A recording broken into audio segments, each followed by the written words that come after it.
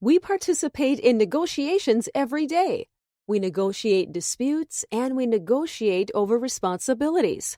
A negotiation is a bargaining process between parties when both seek to reach an agreement that settles a matter of mutual concern or resolves a conflict. Though conducting a negotiation has some objective principles that can guide its success, it is an art. Steve Gates, CEO of the Gap Partnership, an international workshop provider and organizer, wrote, "There is no right, no wrong, no good, and no bad way to negotiate, only that which is appropriate to your circumstances." This presentation will provide an overview of the steps to a negotiation, how a negotiator can determine his best and worst alternatives, and the primary bargaining styles that can be used when negotiating. The 5 steps to the negotiation process are: 1. Preparing and planning. 2. Defining ground rules. 3. Clarification and justification. 4. Bargaining and problem solving. 5. Closure and implementation. The first step, preparing and planning, is where the parties determine their goals for the negotiation. Each party must first determine its Batna, or best alternative to a negotiated agreement, colloquially often referred to as best case scenario, and its Watna, or worst alternative to a negotiated agreement, the worst case scenario. These two represent the extreme possibilities, and negotiation is about getting a settlement that's as close as possible to one's best case scenario. The Batna is your course of action should negotiations break down. The better your Batna, the greater your negotiating power, as a good alternative decreases your danger from a failed negotiation. If one side has many attractive alternatives aside from reaching a deal, that side has greater power to reach a deal that will be most beneficial to him. The threat of walking away is more realistic. Preparing and planning one's Batna also helps a party determine whether it is time to break off a negotiation and pursue an alternative. To determine a Batna in the preparation and planning stage, a party should 1. List the available alternatives. 2. Evaluate these alternatives. 3. Choose a course of action that would have the highest expected value. And 4. Calculate the reservation value, which is the worst deal that he would accept in a negotiated settlement. For example, assume a buyer and a car dealer begin negotiating over the sale of a car.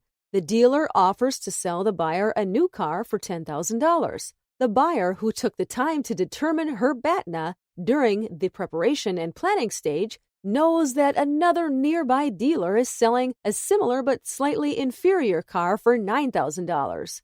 The $9,000 is the buyer's reservation value, and purchasing the $9,000 car is her Batna.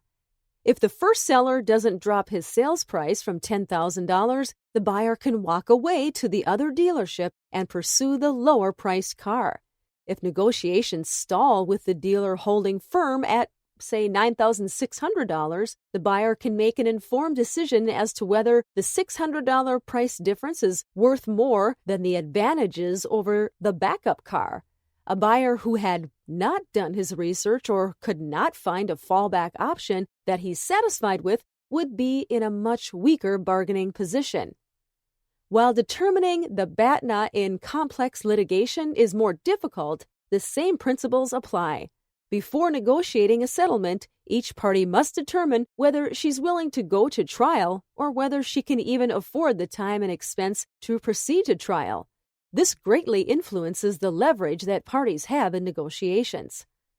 Just as important as determining a Batna is discovering the worst alternative to a negotiated agreement, known as a Watna. This looks at the worst-case scenario if negotiations break down. What would be the risks, costs, drawbacks, and ramifications if a deal isn't reached? The second step, defining ground rules, pertains to the procedural requirements for the negotiation. During this step, the parties will answer questions such as, how long will the negotiation last? Where will the negotiations take place? And what will be the starting point for the negotiations? It is often helpful to start by clearly establishing what each party concedes to clarify the areas of disagreement. In the third step, clarification and justification, parties will clear up and settle any confusion about their positions. It's an opportunity for educating and informing one another on the issues in dispute. Each side clarifies its demands to ensure the negotiation is properly focused. The fourth step is bargaining and problem solving. Bargaining and problem solving is the essence of the negotiation because it's where the parties may compete or cooperate as they each seek to advance their interests. It's impossible to answer the question, what is the best negotiation style, as there is no single approach. Differing bargaining styles and tactics are useful depending on the circumstances. The negotiator who engages a competitive bargaining style is solely concerned with achieving his own goals without considering the impact on the other side.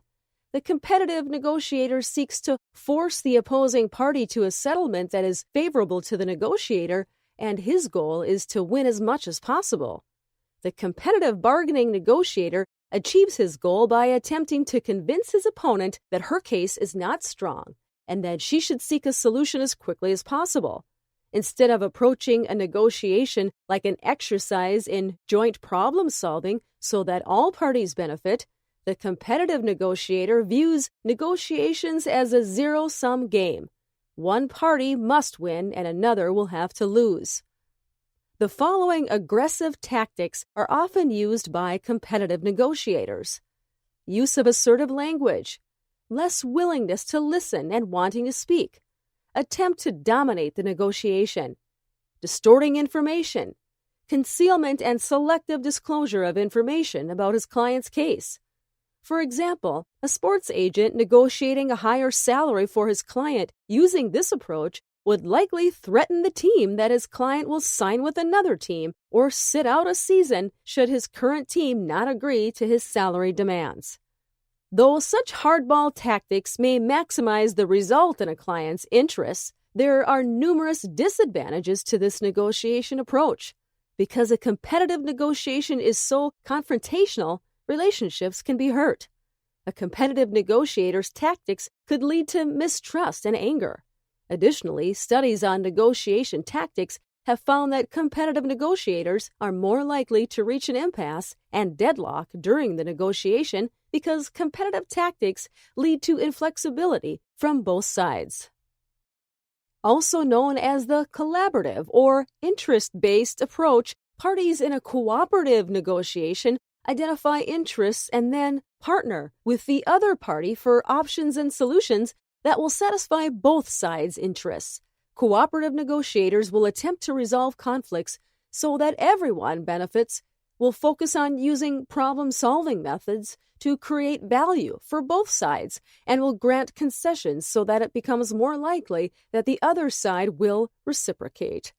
It's a win-win approach because it is about making sure both parties have their needs met and that mutual value is created. Cooperative negotiators employ collaborative methods when they seek to maintain long-term relationships and keep future negotiations in mind when conducting the present negotiation. Characteristics of a cooperative approach to negotiation include willing to compromise, adopting a friendly attitude towards the other party, separating people from the problem, using an objective criteria.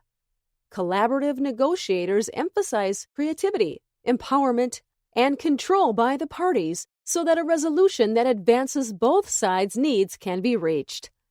The fifth step, closure and implementation, is the formalization of an agreement that has been worked out and lays out how the parties will monitor one another's actions to ensure that the negotiated agreement is carried out. Usually, this culminates in the signing of a formal settlement contract. Because negotiation is so fact-specific, it is impossible to learn negotiation as a black-letter course or study. Still, basic principles such as Batna and competitive and collaborative negotiation should be considered in any negotiation process.